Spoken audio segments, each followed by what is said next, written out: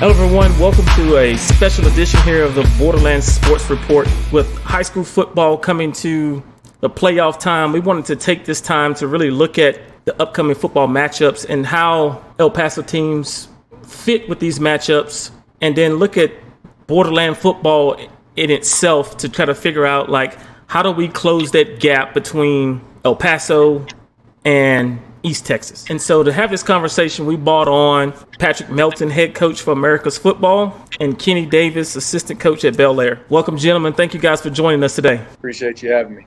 Thanks for having us. These gentlemen are calm right now. Before the camera came on, we were having a conversation, and it was a really good conversation. I had to stop them because it was some information that we really wanted to capture here. But we're going to start this thing off here by looking at the playoffs right now, upcoming playoff, and how we think this is going to pan out for the El Paso teams here in the second round. So we have two matchups on Thursday. Have Horizon playing Lubbock Cooper and Parkland playing Randall. Then on Friday, we have three matchups with Del Valle versus Red Oak, Canutillo versus Grapevine, and Ryder versus Burgess.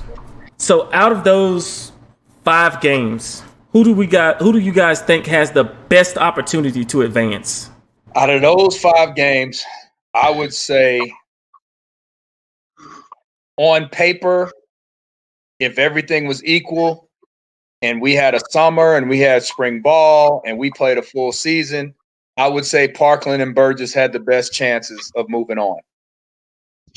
You know, notice I qualified my statement because we didn't have all those things, and that would be yet another hurdle for them to overcome when going to play these teams that have already played 11 games. Coach, I certainly would 100% agree with that, and it proved to be challenging for our squad playing a Lubbock Cooper in the first, in the bi-district round, a team that was hitting on all cylinders. And while the kids, worked hard, prepared, and all of that, it was evident.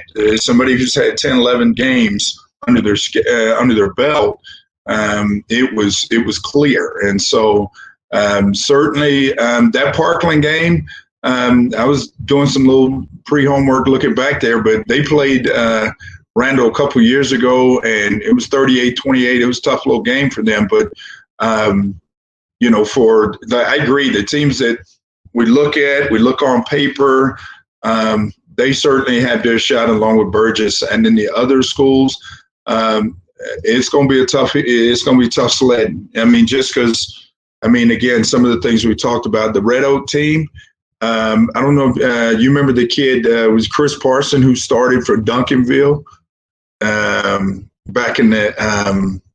He started for Duncanville in the championship game last year. He's placed for Red Oak now, so. Interesting set of talent that's going to be there. So. They got the number 1 defensive end in the country. That I think he's going to Penn State or something like that. Something like. Yes, sir. He's like 6'5". Yes. Yeah, it's. When you look at that, Coach,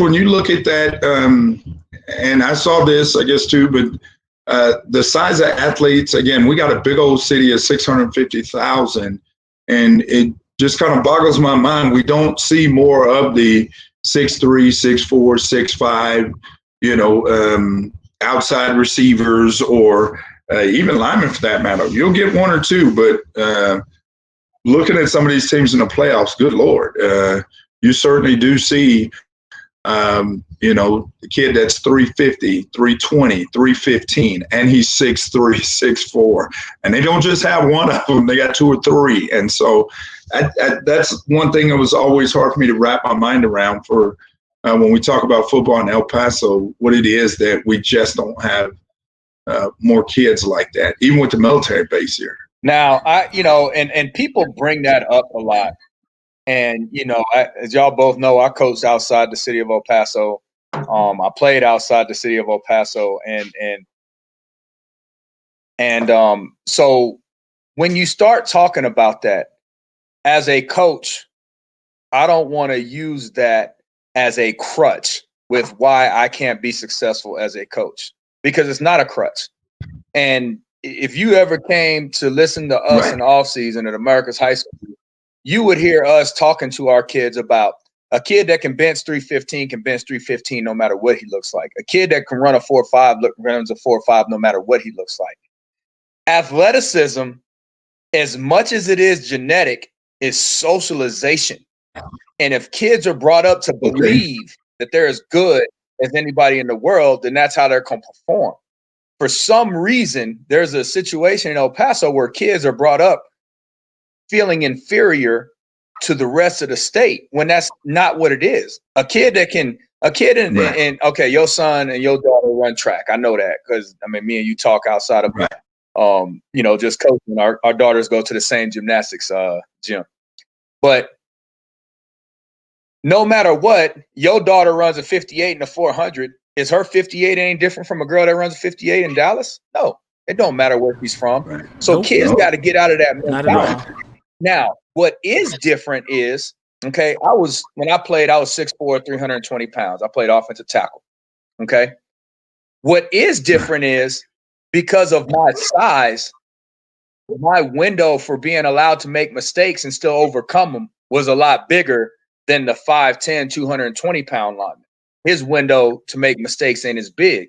So again, if you were to ever come to our office, you'll hear me talking to our kids about not flinching. It's not okay to make a mistake because we're not built like that. And I tell our kids all the time, do you want the dang doctor that's doing surgery on your mama to make a mistake? No, because what's going to happen? Your mama going to die. So mistakes ain't okay. So our window of making mistakes is a lot smaller than those schools that have these physical phenoms is what I like to talk to them about. But it don't make us any less talented. We just got to learn how to overcome those mistakes and just have that no flinch mentality.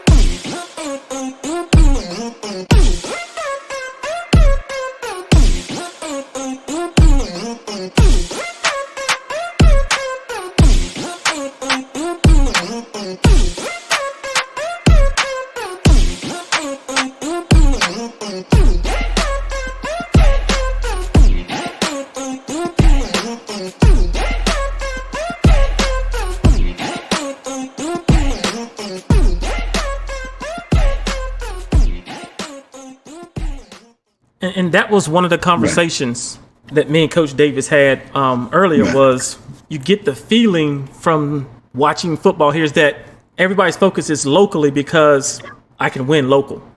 And they don't have a belief that they can actually win state.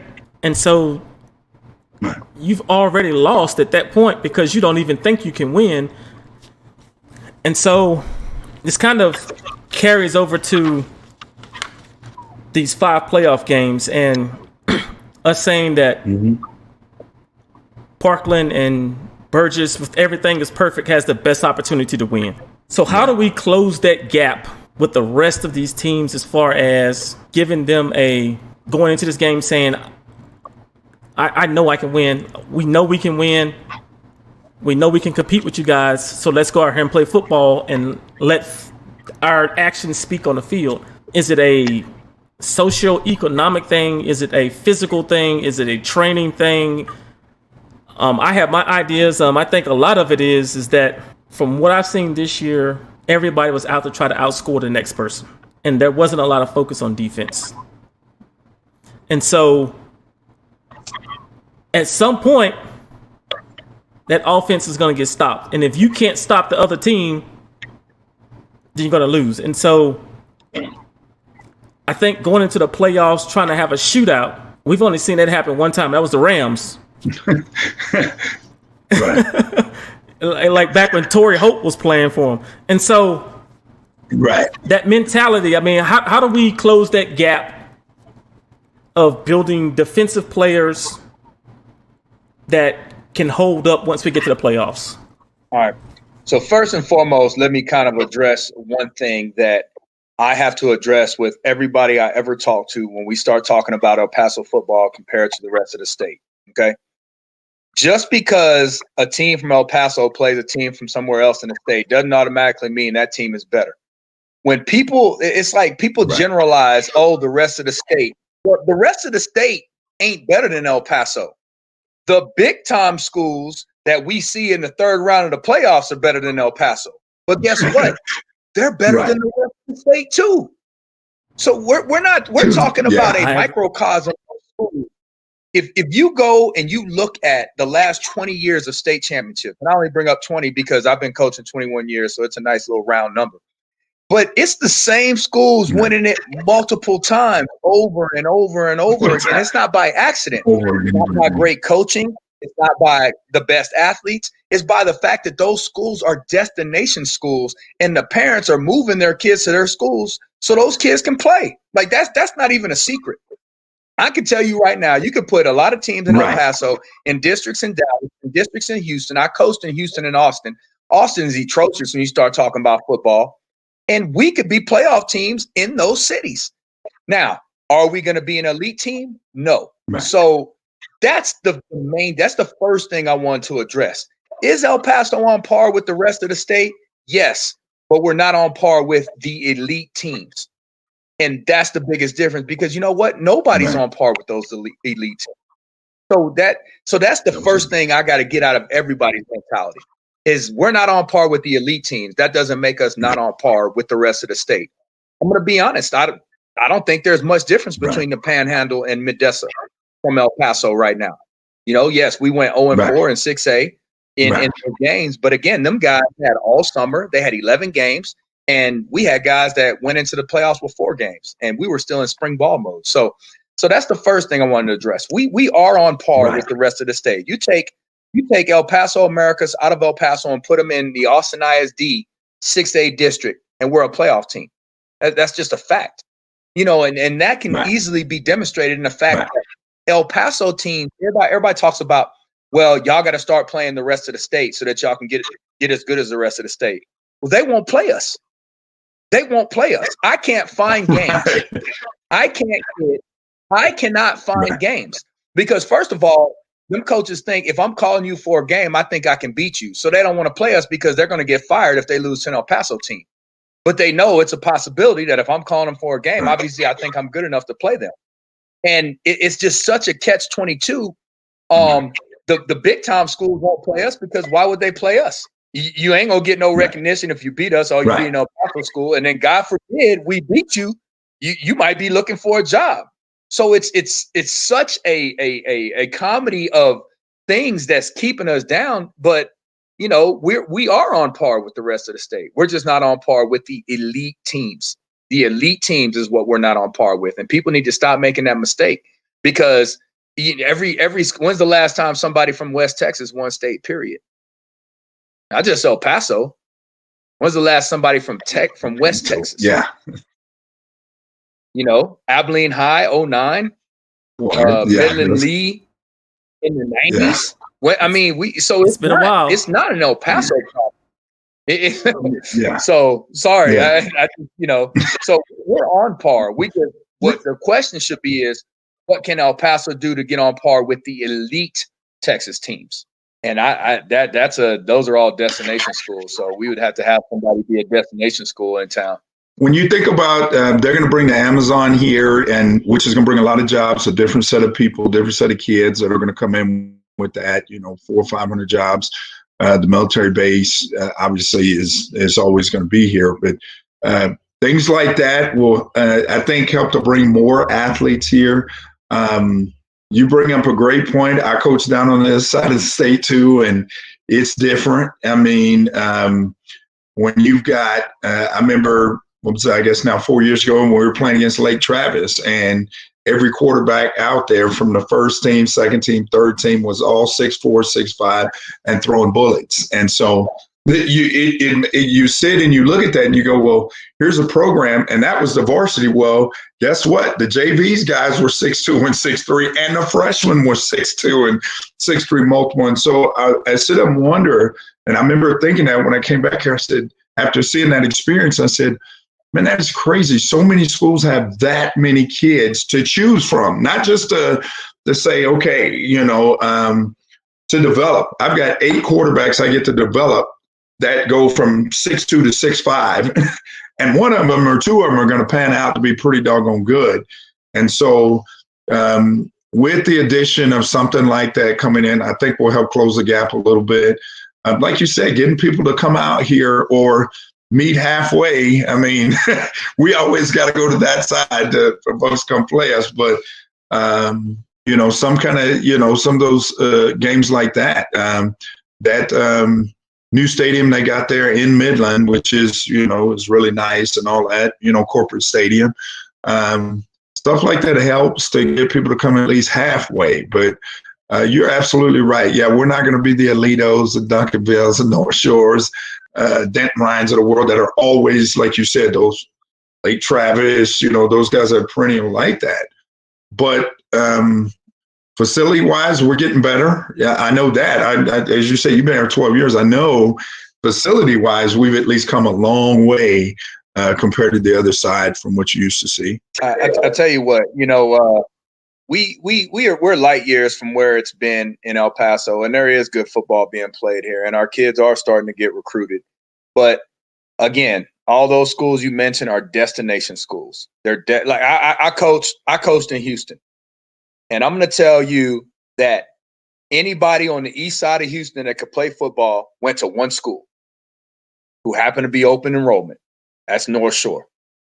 If you look at North Shore, you look at their athletic teams, and you would think North Shore was a predominantly African-American school. North Shore is 70% Hispanic.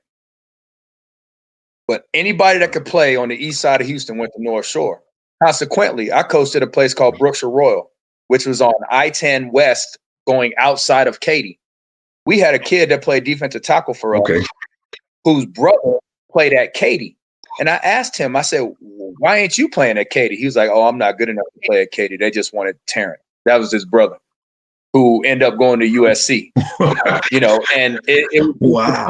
Like, there's these destination schools, and it's just what it is. And until we get a school of that caliber, that's a destination school, then it's not going to be any elite. We've got great players here. We've got great football players here.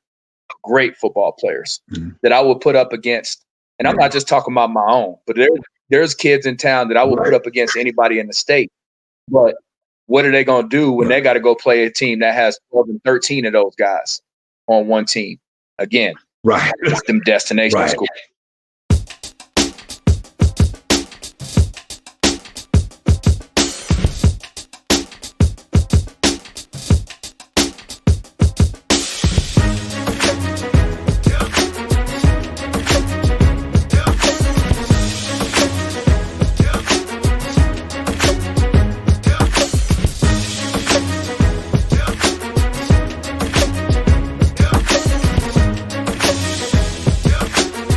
Is that a matter of facilities too? I mean, when you talk destination schools, I mean, I remember we took a trip, when I was at Lehman, we went over and we visited Westlake and we went and visited, Lake Travis because it's right there. And you walked into those places going, are you kidding me?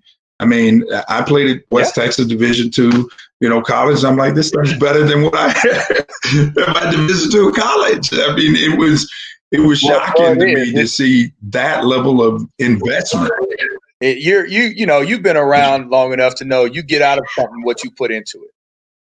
And if you want filet mignon, you're gonna have to go pay filet mignon prices.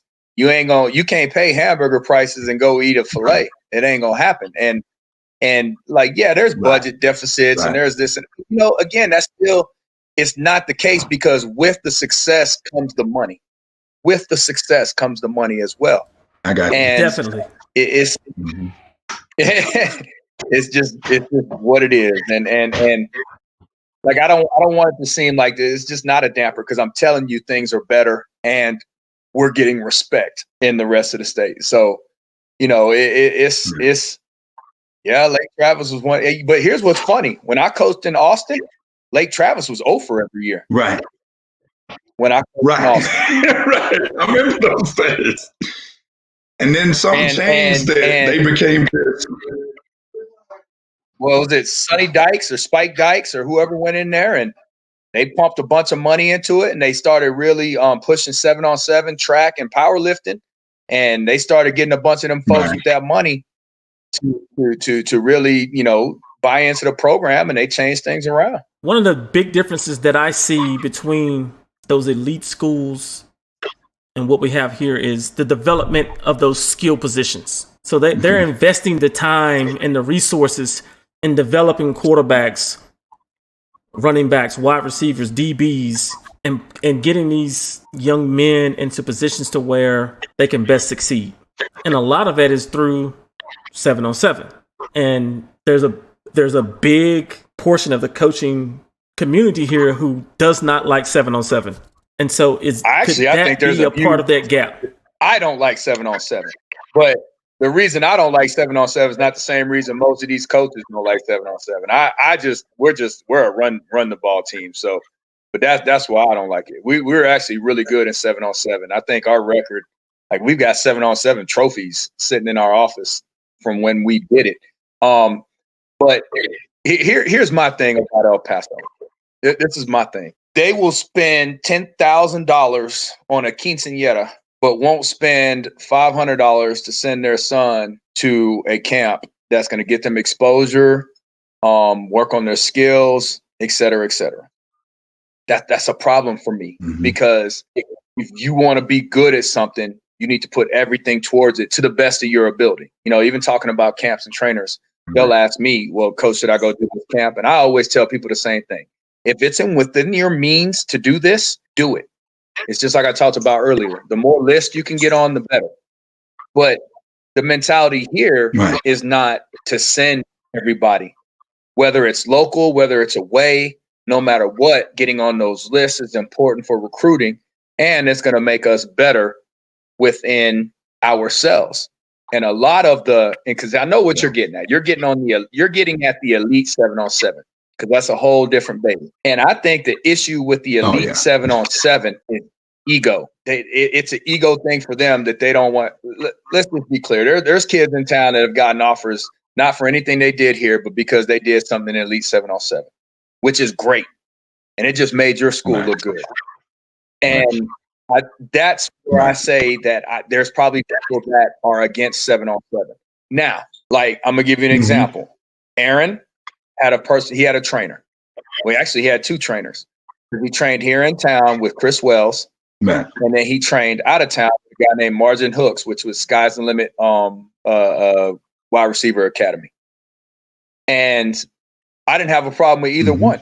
You know what? I communicate with both of them. I talk to both of them, and it's a thing where it's a symbiotic relationship. They're getting something. The kids are getting something out of them. The kids are getting something out of me. I'm getting something out of the trainers because I got kids working on football outside of when I have them. There's limits to what I can do. So I would tell you that the issue with these coaches that have with the 7-on-7 is the ego issue. They want to be in charge. They want to be the big fish. But for me, what do I care? If you're making my team better and it's not a situation where I'm worried about you recruiting my kids to go play somewhere else, then I'm good with you. And I tell the kids, if you can afford it, go. Go. And so that's the 7-on-7 issue. Is that's an ego thing. No, he brings up a great point. In that, this past summer, looking at different places, where to go train, what to go do, and I know obviously my son's trained with Chris Wells as well, and you look outside of here, and again, I remember I experienced down there. The kids have access to more things to go do more things like that, and for here, I was talking with a dad not too long ago, and he was like, "Man, I got to pay a flight to take my kid down to." To Dallas to get some work, and then fly my kid back, and they come back, and he goes, where's the kids that live there in Dallas? Well, they just go walk, go down, drive 20 minutes down to where it's going down and get that in. And as I said to one dad, I said, well, until we get to a point to where, and I love that term, destination schools and all that, where those guys will pack up and come see us and do those kind of things. That's what it's going to take to get our kids. Parents have to invest in their kid. I mean, is there any of, what amount can you put on a college education if a kid fortunate enough to academics, athletics, all that? I mean, you'd spend just about anything to make that happen. 2 years ago, Margin Hooks and Sky's the Limit and Flight came to El Paso. They came to El Paso. What's my boy's name? He brought him out. His son plays at UTEP. I'm drawing a blank right now. Played at Chapin and he's playing at UTEP now. Receiver. Quincy Workman. Mr. Workman brought those two guys out here, paid for their flights, put them up. Mm-hmm. We had 7 kids that showed up at America's High School for their camp. 7. Because the people didn't know who those dudes were. No support. Wow. And no support at all. The thing with those two guys is they're trainers, but they help recruiting. Hey, I'm training this kid. You need to come look at him. I'm training this kid. You need to come look at him. And what's wild is what I was told by a player's father who came there because they hosted the camp at America's High School. I was told by a player's father we were encouraged not to go because it's at America. I didn't have nothing to do with the camp. It was just there because they asked me, could you host it? And like anything else, I'm like, yeah, come on, whatever's best for the kids. And it's just wild because, and then in the same token, these coaches are upset that their kids aren't getting recruited. Well, like you got opportunity. Right. I don't. It's amazing to me. Maybe that's why I'm not going to get into the fraternity. And I will tell you that it's systemic really throughout the city, regardless to the sport, whether it's football or basketball. It's the same. It's almost as if you didn't come to me, so we're not going to support what you're doing. Right. And it's never, if it's supposed to be about, I always say this, if it's supposed to be about the kids, make it about the kids. Take your ulterior motives and ego out of the picture. Right. And that's where we run into issues here in El Paso. Here's what's funny to me. So one of the things I tell my kids when I'm coaching is, and this is not really on the subject, but I'm about to tie it in. So I tell a kid, your selfishness made you do it your way. Where if you were to just listen to me, you would achieve what you wanted to do by doing it your way, which is make a play, which would have that would give you the satisfaction of making the play. That would give you what you wanted to do by just listening. So for me, this is the same situation with all the rest of this stuff. As a coach, it's good publicity for my program if my kids get recruited, if my kids are going to the next level. It's good for our program if my kids are getting better outside of when they're with me. So if all I got to do is just allow my kids to spread their wings some, and they're going to get better, which is going to make us better. And that's going to get me what I want, which is to be successful. So I don't, it's the insecurity thing. And there's a trust thing.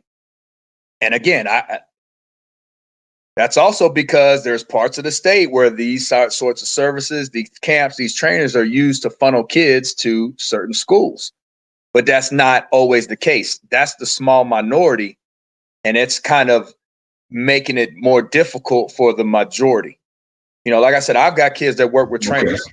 And you know what? I talk with those trainers. I text with those trainers. I have a good relationship with those trainers. I tell those trainers what we're doing so that they can, kind of augment what we're doing to better personalized workouts for the kids, until we get out of our way. If we would get, and I say we because I don't really have an issue with it, but if some of these coaches would get out of their own way, they would achieve what they want in the first place, which is to be successful, because they're allowing other influences, and as long as you're working hand in hand with those guys and there's no kind of clashing, then, I don't see the issue with it.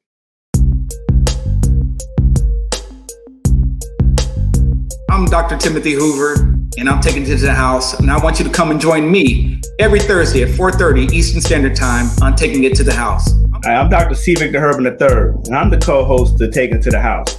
Come on out and join us. I want you to bring some hot fire. Thursday, 4:30 Eastern time, taking it to the house. I want you to come with us. Take it to the house with us. You got to burn? Something you want to share? You see our Twitter accounts? You can join us on Facebook. Follow us on Facebook. Come on, take it to the house with us. You got that hot fire? Something that stands out that you just know has to take to the house? Let us know on our Twitter handles. We'll be more than happy to read it on air. We want to hear from you. Bring it. It's never a bad thing when a kid shows up after the summer who's worked his tail off, who's run, he's put the work in, with a trainer, all this stuff, and he walks in the door of your program like, well, you look good. Hey, we're ready to get something done. That's less time you got to spend now trying to get the guy back in shape, get him this. And historically, that's been a challenge, certainly here, is that the kids who run summer track are going to come in much better shape when it comes time for fall football.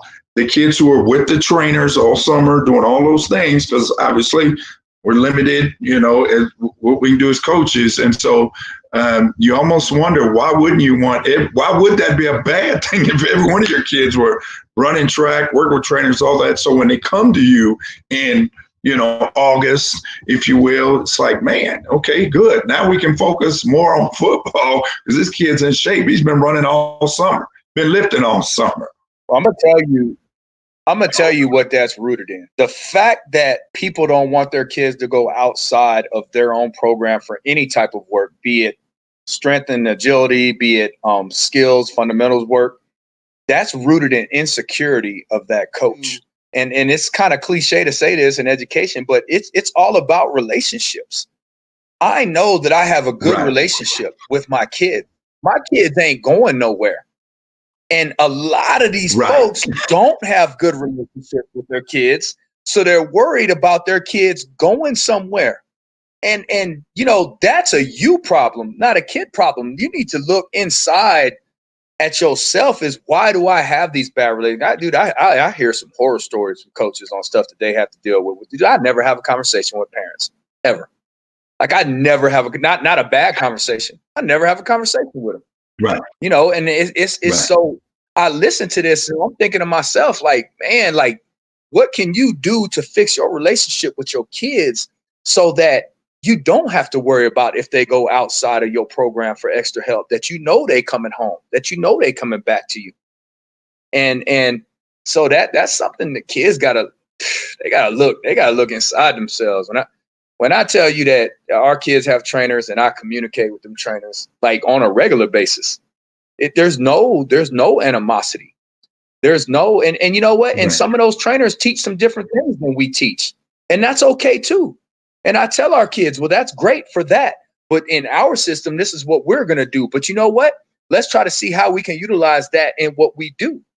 And that's, that's how you kind of, you augment what you're already doing. And again, you're just trying to get your kid to grow in every way possible. Because at one point you might need that. They might need that. And we got to look at ourselves, and it's got to be a symbiosis thing. It can't be a adversarial type relationship. And if you want to use a model of other players, how many players at Duncanville you think have a personal trainer? A whole bunch. How many players at Lake Travis? A whole bunch. And that coach got to check his ego. But you know what?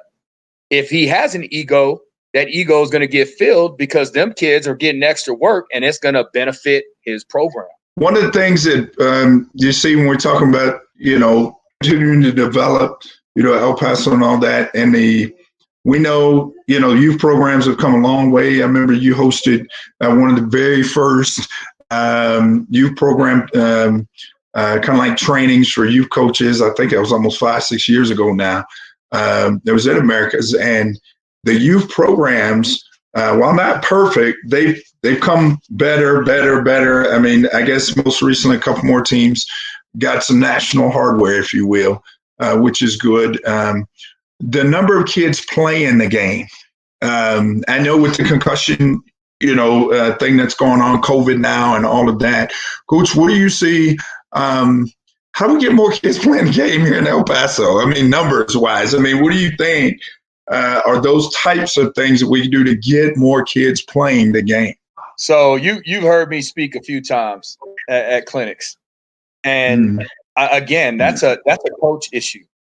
So I think the first thing that we have to do when I speak to youth coaches, and the funny thing about me is I used to drive home from work and I would go sit on the back of my truck and watch youth football practice, and I would reminisce about when I played, and I would go and you could tell the good teams from the teams that weren't very good. So coaches got to look within themselves. Right. It's not my job as a coach to run a kid off. It's not my job as a coach to decide who's tough and who's not tough. It's not my job as a coach. It's my job to try to build the love of the game up in the kids. And I'm going to say something crazy. I'm an advocate for flag until the 8th grade. As crazy as that sounds. But you know why? Because every kid wants to be a quarterback. Every kid wants to be a running back. And every kid wants to receiver. I was a fat kid growing up. I didn't want to go out there and just pass the whole time. I want to learn how to play some football. And I think that's where we lose our kids is that these kids aren't getting a chance to experience this game the way it's supposed to be played. And if you know what, I was a lineman and I learned to love it, but I would have loved to do some other things growing up. And I think flag until the 8th grade helps to encompass that, to embody that. And now we get more kids involved in the game. You get more adults that's afraid of the concussion situation, allowing their kids to test the waters, etc. But as far as keeping our numbers up, again, that's a coach problem. We got to get into these elementary schools, these middle schools, and we got to educate the parents that it's safer to play now. And the things that we're doing now is better. And we got to talk to them about all they're hearing in the media is bad, it's bad, it's bad. We got to show them. We got to walk them through. We got to get the mamas on board. Because at the end of the day, everybody in here is married. The mamas is making the decisions.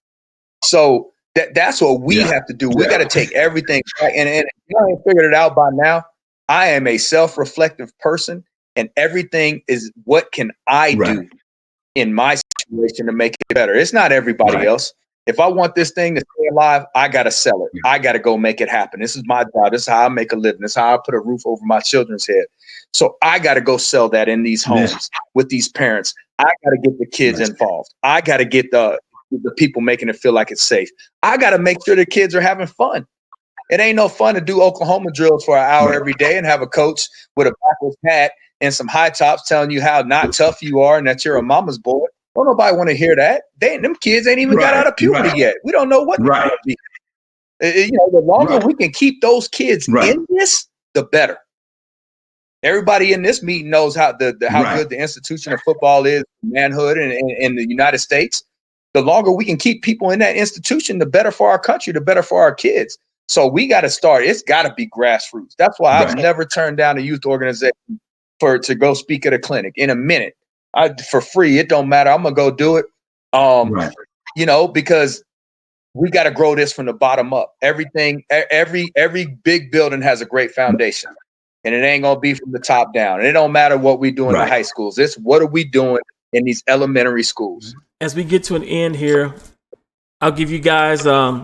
Anybody got any closing remarks they want to make? No, this is a great format to talk about how El Paso and football continues to grow, develop, mature, and continue to get better over time. No doubt, it's a conversation. El Paso football is on par with as many places we see there, but getting to that next level and that elite level is absolutely going to take some heavy lifting, some investment of many things. That's time investment, that's money investment, that's talent investment.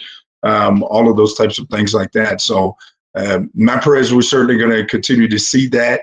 I'm going to do my part from my end. I've done that over a number of years. I'm going to continue to do that. And I'm looking forward to it. I'm excited about what the future holds for football here. And truth in London, I got a son. He's 14. He'll be 15 in February. And I'm looking forward to his journey. I mean, his journey's barely getting started. So I'm really looking forward to, as Coach said, getting him around folks who the Hookses of the world, the folks like that, Zardy and around Coach Wells, folks like that are developing and getting him to that next level. I mean, so I'm excited about what's coming in the future. I guess that's the bow I've put on. I'm excited about what's coming in the future.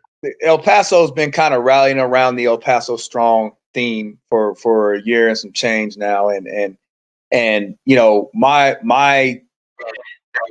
challenge to the El Paso football community, and when I say the El Paso football community, I'm talking about UTEP down to the 6U coach, is we are in this together. This is not an adversarial thing. And anything that happens good for our city is good for our program. Anything that happens good at UTEP is good for El Paso. Anything that happens good for the East Side Broncos 6U team is good for America's High School, for Bel Air High School, for Parkland High School. Guys, this is a fraternity, and we are together in this. And in order for us to grow our city in this thing, is we got to help each other grow, and we got to be with each other and not backbite each other, and really push our city as a whole. And, you know, again, I can't stress this enough. Things are better than they used to be, and we are on par with the rest of the state. We're just not elite yet, but to get to that next level, you know, we're moving in the right direction. Community wise, there's some things that our school districts still need to do. People at the top are still kind of hesitant at some of these changes that need to be made in order to be good athletically. And there's nothing wrong with stressing academics at all. Make no mistake. I've made a whole bunch of good grades. I come from a family of teachers and I stress grades, but there's some changes that need to be made athletically for us to take that next step. But, you know, my final thought is, you know, we're moving in the right direction. We've got to rally together as coaches with our training community to help our kids, you know, and the best way that we can help our kids is to look internally. What can we do to do better for our kids so that we don't have situations where we trust our kids with other people because we know they're going to come back to us and help us in our cause. But make no mistake, it's better. It's better. There's some good coaches here. There's some good players here. And I don't, you know, and I probably don't tell coaches enough. And I'll give, you know, Coach Davis as head coach, I'll give him a shout out right now. There was a time where he was the offensive coordinator at El Dorado, and we're playing them, and it's a back and forth game, and it's a tight game. And he did something which told me how well he watched film. And one of the players got hurt, and I was on the field, and I looked at him and I blinked at him. I was like, that was a good job. And he might not have noticed it. I don't know if he did or not, but I respected him that day because I knew he was on top of his game and he was about that grind. And we've got great coaches here. And I think as soon as we build that camaraderie, that fraternity, and then we can grow as a city, I think that's what takes us to the next level. Because we got some great football minds in El Paso. There's some things that I've seen here that are better than things in the rest of the state. I got a guy that used to coach defensive line for me, Coach Holloway, who is now in Mansfield. He's at Mansfield Timberview, and he's called me a whole bunch of times and said, you know, everybody said the coaches here were better. The coaches ain't better. We got just as good of coaches in El Paso. So, you know, it's trending in the right direction. We just got to make sure it's going that way. First, I want to say congratulations to those teams who did advance in the playoffs to the second round, and good luck on Thursday and Friday as you play your games. As a city, if we're going to say that this is about the student athletes, or as everyone likes to say, if this is about the kids, then let's make it about the kids. Let's take our adult egos and our adult agendas out of the equation and do what's best for the kids. Both you coaches have said that the gap is closed, but there's still a gap that needs to be closed further. And the only way we do that is to work together as a city. And so regardless to where you're at in the development process of these student athletes, whether it's the 6U or the high school coach, we've got to take our own personal agendas out of this, put our egos to the side, and do what's best for these student athletes in order to give them the opportunities that we didn't get to get. And so I will close with that. Thank you guys. This has been Borderland Sports Report. Have a good one.